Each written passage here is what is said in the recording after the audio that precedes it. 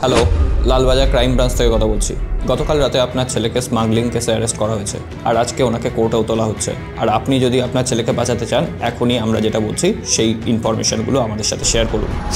ভয় পেয়ে ভুলেও এই ধরনের প্রতারণার ফাঁদে পা দেবেন না। আসলে কি ঘটনাটা ঘটেছে এবার শুনুন। প্রথমেই আপনাকে যে কোনো থানা থেকে ফোন করে ভয় দেখানোর জন্য বলা হবে আপনার ছেলে বা আপনার নিকট কোনো আত্মীয়কে অ্যারেস্ট করা হয়েছে, আধ ঘন্টার মধ্যে তাকে কোর্টে তোলা হবে। তবে হ্যাঁ, আপনি যদি তার কিছু পার্সোনাল ডেটা আর ফাইনের টাকাটা আমাদেরকে দিয়ে দেন, তাহলে তাকে কোনো রকম কেস না দিয়েই ছেড়ে দেওয়া হবে। আর এই ক্রাইসিস মোমেন্টেই আমরা সব থেকে বড় ভুলটা করে ফেলি। আমরা কোনো রকম যাচাই না করেই সমস্ত ডেটা আর টাকা পয়সা শেয়ার করে দিই আমাদের প্রিয়জনকে বাঁচানোর জন্য। তবে এই সম্পূর্ণ ব্যাপারটাই একটা স্ক্যাম। আপনার প্রিয়জনকে আদৌ অ্যারেস্ট করা হয়নি, আপনার প্রিয়জনের গলা নকল করে ক্লোন ভয়েস শুনিয়ে হয়তো আপনাকে স্ক্যাম করা হচ্ছে।